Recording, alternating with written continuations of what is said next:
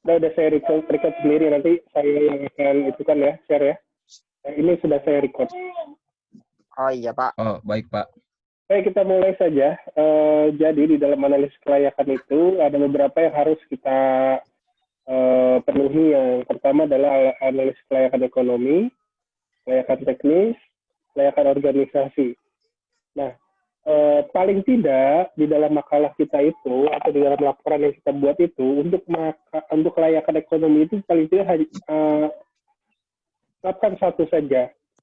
Misal, saya mau membuat sebuah sistem, lalu kelayakan ekonomi apa yang harus saya penuhi?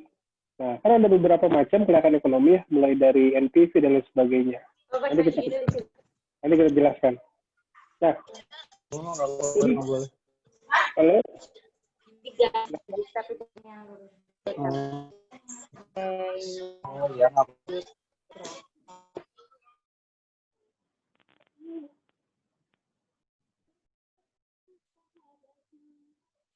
Oke, studi kelayakan ekonomi. Yang pertama adalah kita harus mengidentifikasi biaya dan manfaat terlebih dahulu.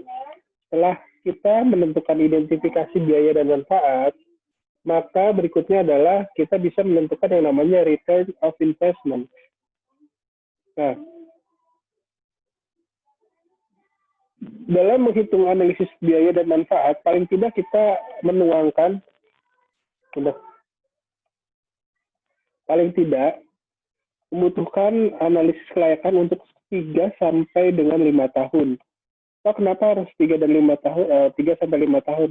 Karena dari titik itulah kita baru bisa mengetahui bahwa sistem yang akan kita buat itu dari sisi kelayakan ekonomi mencukupi atau tidak. Nah, biasanya memang yang seharusnya itu kita menggunakan dalam analisis kelayakan ekonomi ini menggunakan nilai-nilai yang real.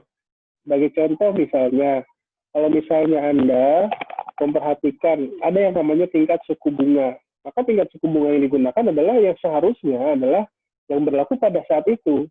Ya. Tapi pada kenyataannya dalam menulis makalah kita ini, kalau memang tidak ke arah sana, maka kita bisa menggunakan rasional kita saja.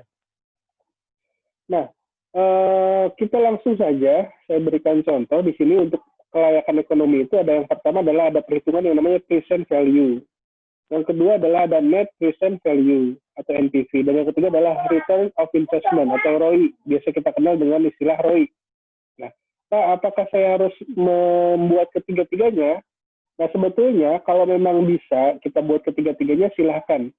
Tapi paling tidak kita membuat satu saja, yaitu yang return of investment. Yang berikutnya ada lagi yang namanya break-even point. Kalau Anda lihat di dalam makalah, ada ketentuan yang harus dibuat yaitu return of investment dan break-even point ya. Nah, tapi kalau misalnya Anda tidak tidak mencukupi ke arah sana, cukup satu saja yaitu di return of investment. Gimana cara mengukur return of investment-nya, Pak? Bagaimana caranya? Saya akan memberikan sebuah contoh di sini. Bentar ya.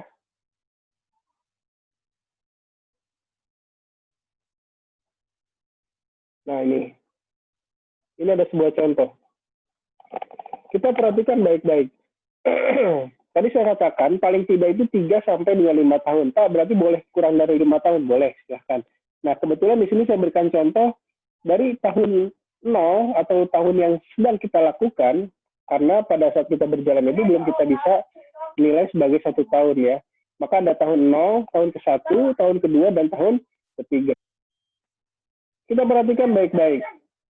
Untuk kelayakan ekonomi ini di sini kita pecah. Yang pertama adalah ada yang namanya biaya-biaya. Ya. Lalu di sini kita lihat ini poin 1 ya. Poin 1 ada biaya-biaya. Lalu kita lihat ada yang namanya poin kedua, itu manfaat-manfaat. Ya. Jadi ada biaya dan ada juga manfaat. Itulah yang harus kita perhatikan baik-baik. Mulai dari yang pertama, ini saya berikan contoh saja. Ada biaya yang pertama, misalnya yang pertama ada biaya pengadaan, pembelian perangkat keras, biaya instalasi perangkat keras dan lain sebagainya. Jadi kita hitung di sini mulai dari biaya pembelian perangkat keras itu tahun ke-0 karena memang dikeluarkannya pada tahun ke-0. dengan nominal 6.500.000. Lalu ada biaya instalasi perangkat kita tuliskan 300.000. Ada biaya operasional dan seterusnya. Di sini ada total biaya masing-masing. Lalu kita Nah, nanti kalau misalnya Anda membuat sebuah analisis, Anda harus memasukkan sejelas-jelasnya, sedetail-detailnya. Ya, sebagai contoh di sini, di dalam membuat sebuah proyek ada yang namanya konsultan misalnya, ada seorang analis sistem, ada seorang programmer, atau mungkin Anda membutuhkan ada yang namanya akomodasi dan lain sebagainya. Itu perlu Anda masukkan. Sebagai contoh di sini saya tuliskan, satu orang analis sistem adalah 6 juta rupiah dan seterusnya. Lalu dari masing-masing biaya yang dikeluarkan ini, karena kita lihat di sini adalah biaya-biaya, Anda perhatikan baik-baik. Dari biaya-biaya tersebut, kita totalkan seluruhnya. Lihat, di tahun ke-0, kita jumlahkan, itu jumlah biaya yang keluar berapa? 21.050.000. Lalu Anda perhatikan di tahun ke-1, pembelian perangkat kelas sudah tidak ada lagi, instalasi sudah tidak ada lagi, dan seterusnya. Nah, itu kita, kalau misalnya memang tidak ada, berarti tidak boleh dituliskan ya. Tidak boleh dituliskan, berarti kosong. Nah, lalu apa Pak? Biaya apa yang harus ada? Ini sebagai contoh di sini, biaya operasi dan perawatan. Ada biaya personil dan biaya perawatan software. Di tahun ke-0 ini belum ada. Tapi dia ada di tahun ke-1. Misalnya, biaya personil 300.000, biaya perawatan software 1.400.000 dan seterusnya. Lalu di tahun kedua, sama. Tahun kedua pun dia meningkat untuk biaya personil karena mungkin memang ada sesuatu jadi biayanya meningkat, maka di sini kalau memang ada peningkatan, tuliskan peningkatannya berapa. Sebagai contoh di sini saya tuliskan dari 300.000 menjadi 500.000 dan di tahun ketiga berubah menjadi 600.000. Nah, total biaya-biaya ini jumlahkan 21 juta di tahun ke-0, 1.700.000 di tahun ke-1, 2 juta di tahun kedua, dan 2.300.000 di tahun ketiga. Kalau ada biaya yang dikeluarkan, maka ada juga yang namanya manfaat. Manfaat ini biasanya baru kita rasakan itu di tahun pertama. Sebagai contoh di sini, ada keuntungan yang berwujud. Berarti keuntungan yang benar-benar dilihat secara nyata, yang dikeluarkan secara nyata. Sebagai contoh, pengurangan biaya operasi atau operasional. Nah, di sini di tahun ke-0 itu nggak ada, tapi di tahun ke-1 karena adanya sistem, maka biaya operasi ini akan termanfaatkan. Kita kalkulasikan misalnya manfaat tersebut menjadi nilai rupiah menjadi 1.500.000. Di tahun kedua dia akan semakin meningkat 2 juta, di tahun ketiga semakin meningkat lagi, dan seterusnya dan seterusnya. Nah, ini ada, kalau keuntungan itu ada atau manfaat itu ada dua, yaitu manfaat yang berwujud dan juga ada manfaat yang tidak berwujud. Sebagai contoh, apa yang tidak berwujud? Peningkatan kinerja. Kinerja itu tidak berwujud. Ya. Lalu ada kepuasan kinerja. Kepuasan itu sama tidak terwujud. Tapi ini perlu kita konversikan ke dalam rupiah. Saya sudah coba konversikan di sini dengan analisis saya tentunya. Ada nilai yang sudah saya nominalkan. Dan biasanya yang namanya manfaat itu akan terus bertambah. Dari tahun ke-1 akan bertambah ke tahun kedua, akan bertambah ke tahun ke-3 dan seterusnya. Nah, manfaat pun sama. Untuk manfaat kita jumlahkan, total manfaatnya berapa? Karena manfaatnya di sini kita totalkan ya, jumlahkannya manfaatnya berapa. Lalu sebagai contoh di sini, total manfaat tahun ke-0 berapa? Tidak ada. Lalu kita lihat, tahun ke-1 manfaatnya totalnya berapa? 3.400.000 ditambah 5.500.000 sama dengan 8.900.000. Tahun kedua 15 juta dan tahun ketiga adalah 24, ini yang atas ya. 24.800.000. Kita lihat berikutnya adalah kita akan melihat yang namanya selisih. Selisih itu berarti pengurangan. Apa yang dikurangi? Kita mengurangi antara total manfaat dikurangi dengan total biaya. 21 juta dikurangi 0 ya tidak ada, jadi tetap 21 juta. 8.900.000 dikurangi 1.700.000, maka manfaatnya adalah 7 juta, selisihnya adalah 7.200.000. Pun seterusnya sampai kita ketahui bahwa untuk tahun ketiga, selisih antara manfaat dan biaya adalah 22.500.000. Nah, barulah kita akan menghitung yang namanya return of investment. Gimana cara menghitungnya? Cara menghitungnya adalah seperti ini. Manfaat tahun ke-1, tadi kita lihat berapa? Coba, di sini ada tertulis 7.200.000. Betul tidak? Ternyata betul, 7.200.000 nih kita lihat ya, 7.200.000 nih. Tahun kedua berapa? 13.600.000 kita lihat nih, 13.600.000. Lalu tahun ketiga berapa? 22.500.000. Nah, lalu kita jumlahkan, totalkan menjadi 43.300.000. Nah, lalu kita hitung biayanya. Biaya tahun ke-0 itu berapa tadi? 21 juta. Biaya tahun ke-1 adalah 1.700.000 dan seterusnya. Maka total biaya yang dijumlahkan adalah 27.050.000. Untuk mendapatkan ROI adalah rumusnya total manfaat dikurangi total biaya dikalikan 100% dibagi total biaya. Nah, hasilnya berapa? Saya sudah kalkulasikan. Hasilnya adalah 60%. Nah, kita lihat suatu proyek yang investasinya mempunyai ROI lebih dari 0, ya persentasenya lebih dari 0, adalah proyek yang dapat diterima. Nah, pada proyek yang saya buat ini contohnya adalah 60%, berarti dia lebih dari 0, maka dia diterima masuk ke dalam kelayakan ekonomi. Boleh dikatakan sebagai bahwa sistem yang kita buat secara analisis kelayakan ekonomi dia pantas untuk dilanjutkan. Oke, sebelum saya lanjutkan ke bawah, saya beri kesempatan dulu. Kalau ada yang mau bertanya, silahkan. Ada yang mau ditanyakan? Pak, saya mau nanya, Pak. Boleh. Kan saya bikin proyeknya bukan bisnis gitu, Pak, ya, tentang SPP. Itu bisa dibikin anggaran seperti itu nggak, Pak? Maksudnya SPP gimana? Pembuatan aplikasi pembayaran sekolah gitu. Ya bisa, pasti bisa lah. Bisa. Semuanya Oke, pasti bisa kita buatkan dan Anda perhatikan baik-baik. Yang terpenting adalah dua tadi, ya. Kita perhitungkan terlebih dahulu ini nih, buat tabel seperti ini. Ada kolom biaya dan ada juga kolom manfaat. Nih, ada biaya dan manfaat. Karena apa? Kita oke. butuhkan Kayak ya gini. manfaat itu, biaya dan manfaat itu kita butuhkan pada saat kita menghitung ROI tadi. Kalau nggak ada itu, Oh ya, paham. ada caranya. Nah, lalu bagaimana cara menempatkan ini? Ya itu tergantung masing-masing proyek ya. Tentu berbeda dengan apa yang saya contohkan di sini. Misalnya tadi untuk biaya SPP. SPP itu mungkin tidak membutuhkan yang namanya misalnya biaya contoh apa ya? Perangkat keras misalnya. Karena di sana sudah ada komputernya berarti nggak perlu ada di sini misal kayak gitu. Instalasi perangkat keras juga sama karena memang sudah terinstall dan bisa digunakan, maka tidak perlu ada di sini. Nah, seperti itu. Jadi tentu biaya itu sesuaikan dengan kebutuhan yang memang digunakan di masing-masing proyeknya. Nah, seperti itu. Bisa dipahami Berarti ya? menyesuaikan, Pak, ya? Betul, menyesuaikan. Baik, Pak. Terima Sesuaikan dengan kasih. kebutuhan masing-masing. Oke, ada lagi yang mau Ya, baik, ditanyakan? Pak.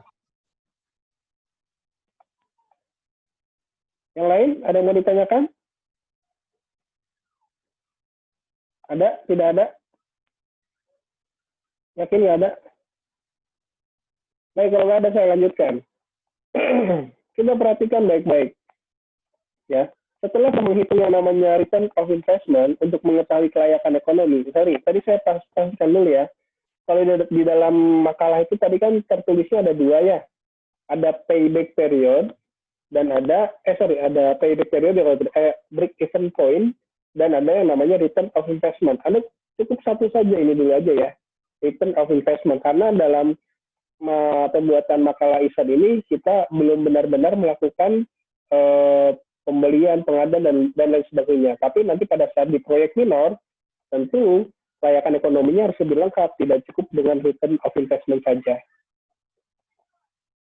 Kalau tidak ada yang ditanyakan, saya lanjutkan sekarang ke kelayakan berikutnya, yaitu kelayakan operasional atau operational visibility. Nah, sebetulnya kelayakan operasional itu adalah bagaimana cara kita menilai, kita perhatikan baik-baik sebentar.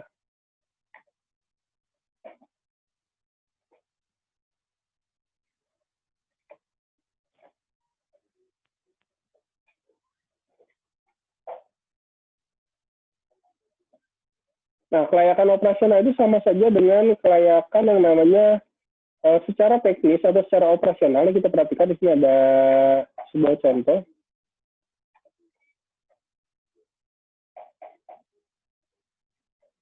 Nah, kita lihat ada beberapa item penilaian yang bisa kita nilai. Contoh di sini penilaian yang saya berikan adalah kemampuan personil. Kemampuan personil terhadap apa? Ya, di organisasi yang ada di sana itu mampu nggak dia menggunakan sebuah sistem. Nah, kalau misalnya mampu, katakan mampu. Kemampuan pengendalian operasi sistem informasi. Jadi pada saat menggunakan sistem informasi, dia bisa nggak mengarahkan sistem tersebut untuk menggunakan sistem tersebut secara baik. Kalau misalnya bisa, tuliskan baik. Kemampuan, nah kalau di sini adalah kemampuan sistem informasi ya, kebalikannya. Kemampuan sistem informasi, kalau tadi itu berkaitan dengan orang, kalau ini berkaitan dengan sistemnya. Kemampuan sistem informasi yang menghasilkan informasi yang baik.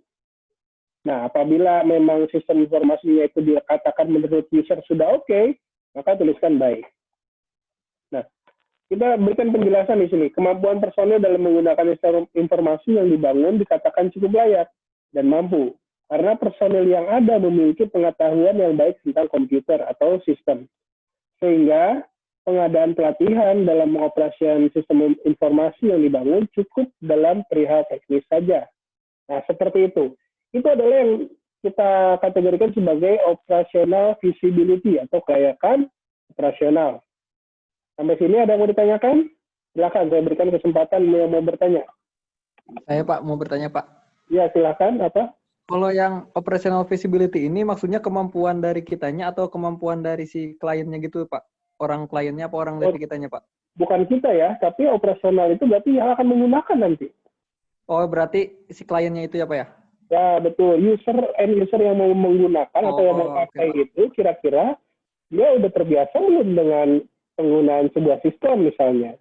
Atau misalnya pada saat kita membangun sebuah sistem itu menambahkan sebuah hardware. Contoh, misal ada yang tentang presensi misalnya.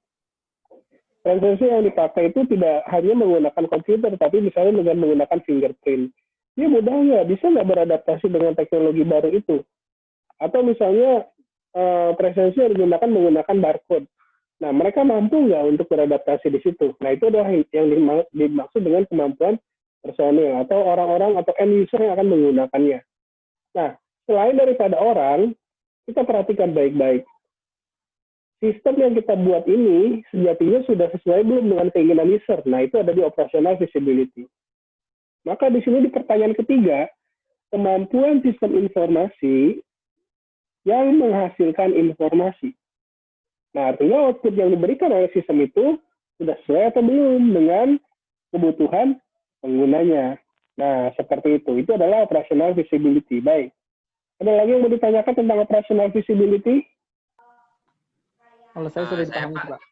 Tuh. Ya, silakan. Mau tanya Pak, ini kan yang kelayakan operasional Pak ya.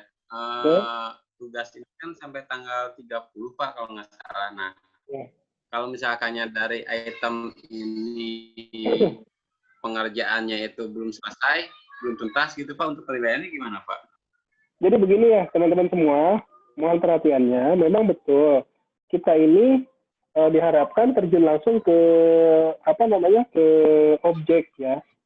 Tapi Anda harus bisa memahami. Maksudnya apa? Yang saya maksud di sini adalah tugas kita di ISAD ini baru sebatas analisa atau analisis. Jadi segala sesuatunya berdasarkan perspektif kita. Paham ya? Jadi berdasarkan perspektif kita sendiri nih. Menurut kita kira-kira ini sistem yang akan kita buat ini nantinya seperti apa? Mampu nggak digunakan oleh sebuah sistem dan seterusnya. Jadi kita belum terjun langsung secara real ke sana. Tapi nanti lain hal ya, saya katakan lain hal pada saat Anda mata kuliah project minor. Project minor itu harus mau tidak mau benar-benar terjun ke lapangan, memastikan bahwa segala sesuatunya itu sesuai dengan kebutuhan user. Kalau di sini mungkin Anda masih bisa, boleh dikatakan ya, meraba-raba gitu. Meraba-raba dalam arti apa? Meraba-raba dalam arti menurut pandangan kita itu kira-kira bagaimana? Nah, seperti itu. Paham ya? Baik Pak, paham Pak. Oke, ada lagi yang mau ditanyakan? Ya, nggak apa-apa. Silakan, ada yang mau ditanyakan?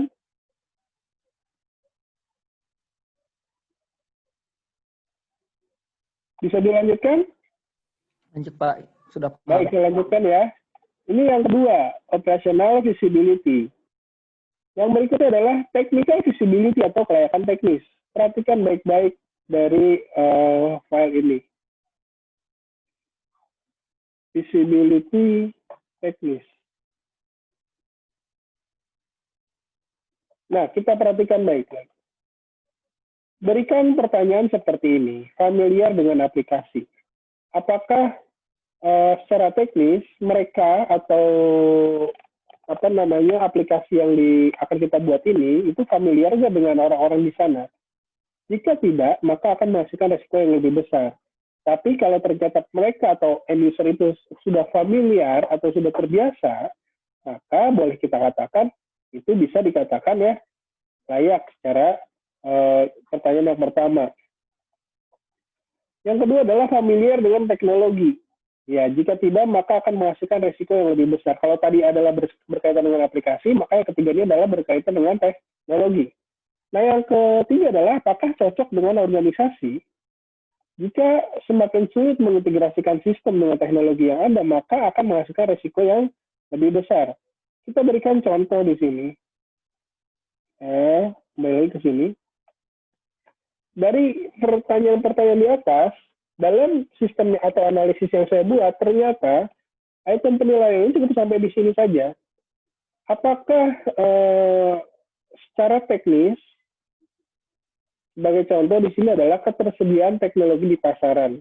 Teknologi-teknologi yang kita pakai ini mudah nggak ditemukan, dan lain sebagainya. Contoh di sini, komputer dengan spesifikasi standar sebagai berikut nih. Ada, ya macam-macam lah gitu ya, kita lihat.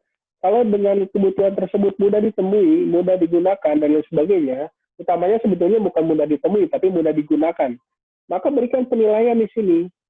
Ya, mudah, misalnya seperti itu. Nah, yang berikutnya adalah kemudahan pengoperasian. Kalau memang nanti sistem yang Anda buat itu dikatakan mudah untuk dioperasikan, maka katakan mudah. Kemudahan teknologi di pasaran mudah, karena persediaan teknologi komputer sangat banyak. Oleh karena itu, untuk menyediakan sebuah komputer dengan spesifikasi standar yang seperti di atas ini, mudah didapatkan di toko-toko komputer dan lain sebagainya. Bukan cuma komputernya ya, termasuk juga misalnya ada penambahan hardware. Sebagai contoh tadi saya katakan, ada yang namanya presensi menggunakan fingerprint, ada presensi yang menggunakan barcode dan lain sebagainya. Nah, secara teknis, apakah itu mudah didapatkan atau tidak? Kalau misalnya mudah, katakan mudah. Bukan cuma mudah, tapi terjangkau atau tidak, sesuai atau tidak dengan budget yang ada di. Nah, nanti ini akan ada hubungannya dengan yang di atas ya, dengan kelayakan ekonomi tadi ya. Kalau Anda katakan misalnya ada butuh hardware berupa fingerprint, harganya adalah 1.200.000 misalnya. Nah, ternyata itu harus dipastikan dulu 1.200.000 itu di ini nggak disetujui atau tidak oleh end user tadi. Kalau misalnya disetujui, tuliskan di sini di kelayakan teknis ini, yaitu ada yang namanya pembelian atau ketersediaan teknologi berupa fingerprint dengan kode sekian misalnya. Penilaiannya apa? Bukan cuma mudah dan juga dapat dipenuhi oleh user. Nah, seperti itulah untuk technical visibility atau kelayakan teknis. Saya beri kesempatan lagi, silakan. Apakah ada yang mau ditanyakan?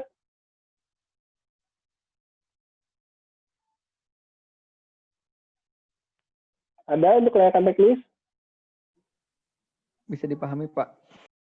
Oke, yakin ya? Mudah ya? Sebetulnya sangat mudah sekali ya. Saya lanjutkan sekarang. Kelayakan berikutnya adalah kelayakan legal visibility atau kelayakan legalitas ya. Kelayakan secara hukum gitu ya. Karena semua perangkat yang digunakan dalam sistem ini menggunakan yang berlisensi dan original, sehingga dalam aspek hukum dapat disebut layak. Sebagai contoh misalnya Anda mau menggunakan database di dalam sebuah sistem yang Anda buat. Lalu Anda buat menggunakan Oracle misalnya. Nah, kalau pakai Oracle, berarti mau tidak mau, Oracle-nya itu harus yang berlisensi dan berbayar.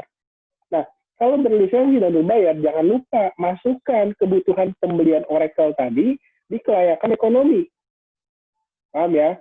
Tapi kalau misalnya ternyata Anda menggunakan sistem atau software yang sifatnya open source, misalnya database-nya tidak yang berbayar. Anda menggunakan yang free atau open source, bisa diperoleh di mana saja.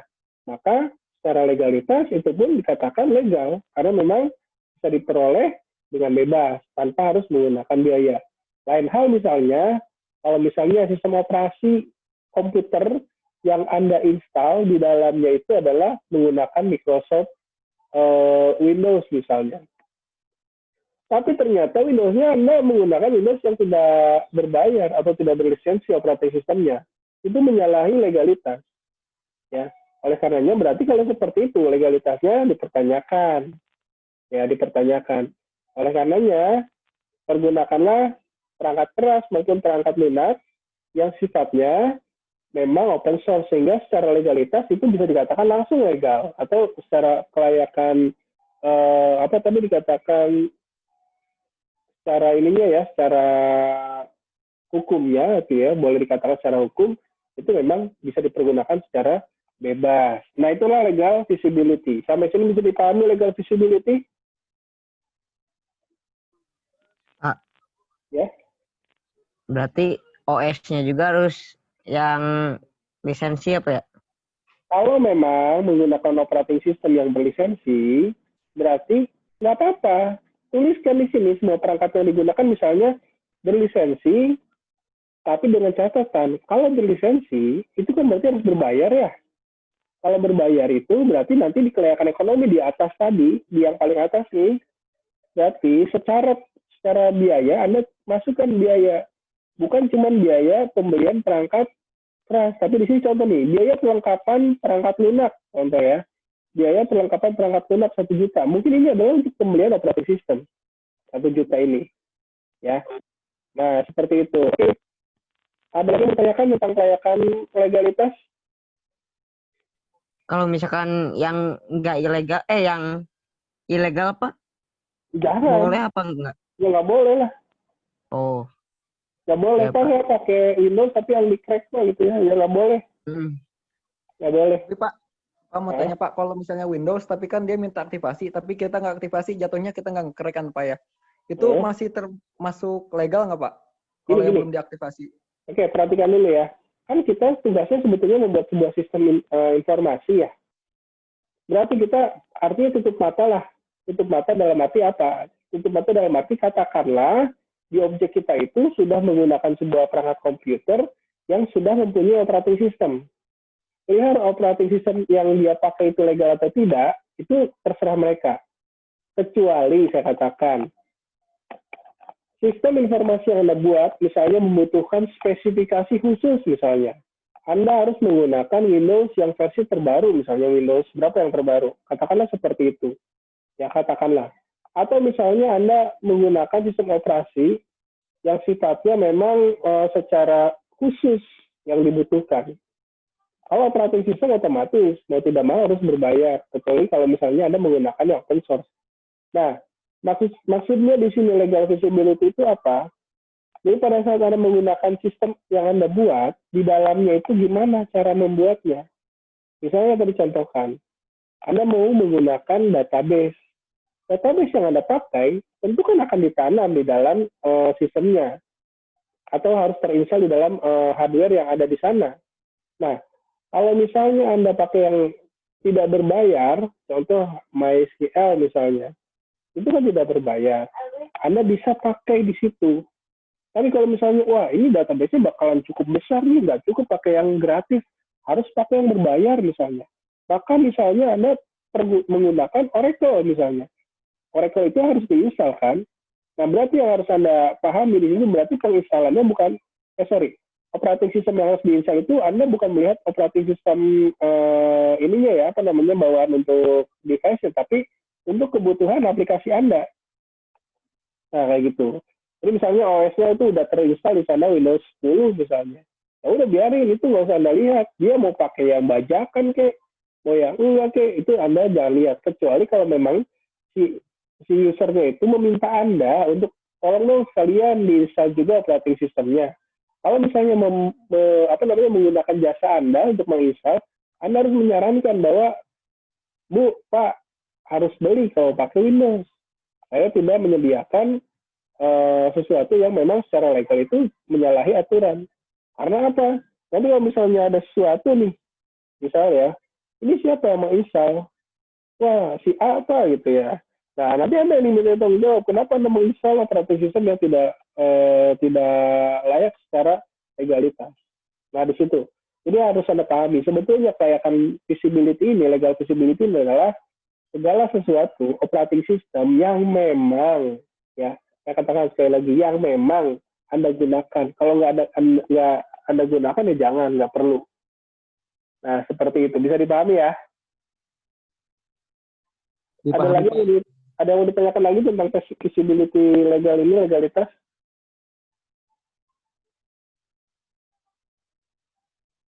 Tidak ada, saya lanjutkan. Nah, yang berikutnya adalah kelayakan jadwal. Perhatikan baik-baik. Penjadwalan, Anda sudah mendapatkan mata kuliah project management belum? ISPM, belum ya? Baru mau ya? Kayaknya baru deh, Pak. Baru mau ya, oke. Nah, kita lihat sebagai contoh di sini. Schedule visibility atau kelayakan jadwal. Sebagai contoh, saya katakan saya katakan sistem yang saya buat ini melalui proses jadwal seperti ini. Misal, mulai dari perencanaan, ada identifikasi masalah, ada perumusan masalah. Berikutnya, setelah perencanaan sudah dilakukan, akan ada analisis. Maka di sini tulis analisis kebutuhan sistem.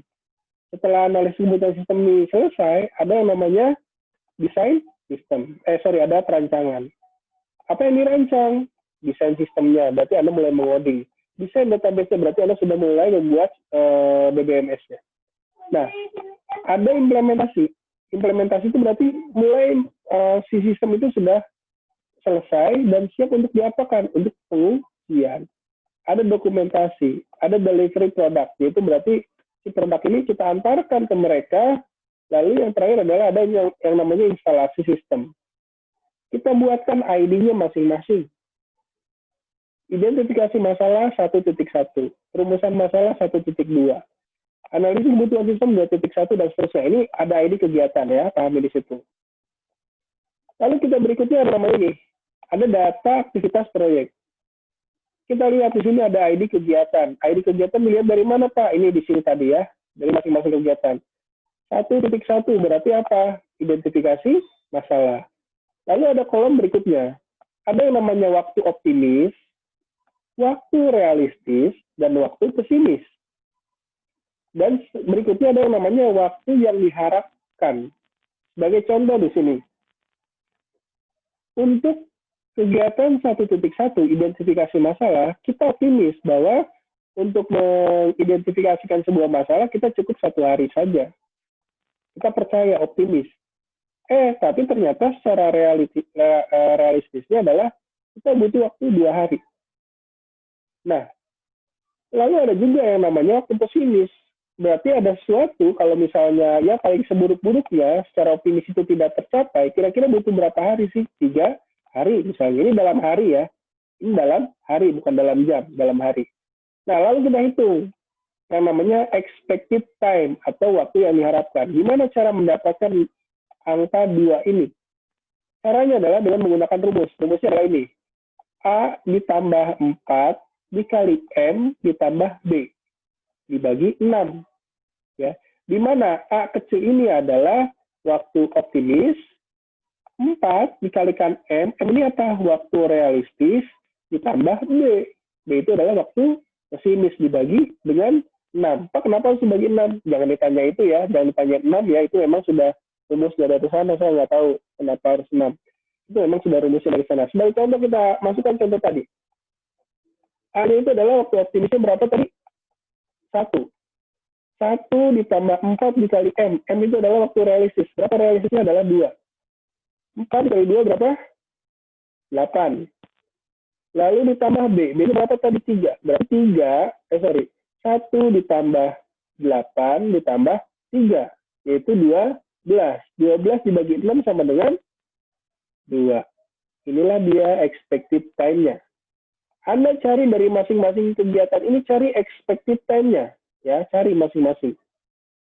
Jadi nanti diketemui, ini ada expected time untuk kegiatan 1.1, 1.2, sampai dengan kegiatan 4.4. Jumlahkan seluruhnya, maka didapatkanlah contoh misalnya di sini 61. Artinya 61 hari.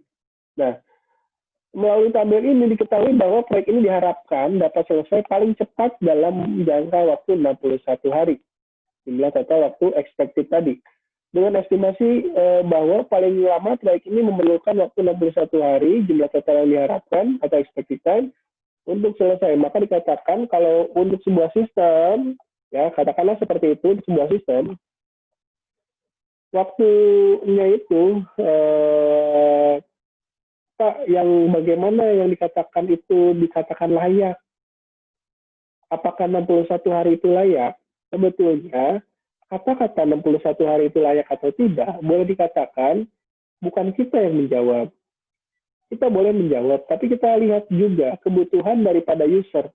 Kita tanyakan kepada user, Mas atau Mbak atau Ibu atau Pak, kami menghitung kurang lebih membutuhkan waktu 61 hari untuk menyelesaikan sistem kita ini. Apakah mereka ini bersedia untuk memastikan bahwa butuh waktu 61 hari itu? Kalau mereka mengatakan, oke, nggak ada masalah gitu ya, silakan aja gitu ya. Maka 61 hari ini adalah dikatakan layak. Nah, seperti itu. Jadi sebetulnya angka 61 hari ini juga boleh jadi dikatakan tidak layak. Kenapa tidak layak? Kalau misalnya menurut si owner atau yang menggunakan sistem itu nggak mau, ini kelamaan gitu ya. 61 hari itu kelamaan. Menurut mereka kelamaan berarti itu tidak layak. Tapi bagi user atau end user katakan 61 hari itu nggak masalah bagi mereka, ya boleh dikatakan 61 hari berarti layak secara pemenuhan yang namanya feasibility schedule. Karena nanti ini akan kita gunakan untuk apa? Untuk penjadwalan. Untuk membuat sebuah jadwal, nanti Anda harus membuatkan yang namanya Gantt chart-nya. Identifikasi masalah 2 hari. 2 hari dari mana? Ya tadi ya. Nah, 2 hari. Dan seterusnya. Baik, itu adalah untuk kelayakan jadwal. Silakan saya beri kesempatan untuk bertanya untuk kelayakan jadwal ini. Ada yang mau ditanyakan nggak?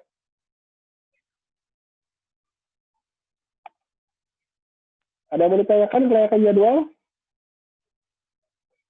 Masih dengan saya? Tidak ada? Lanjut, Pak. Ya, silakan.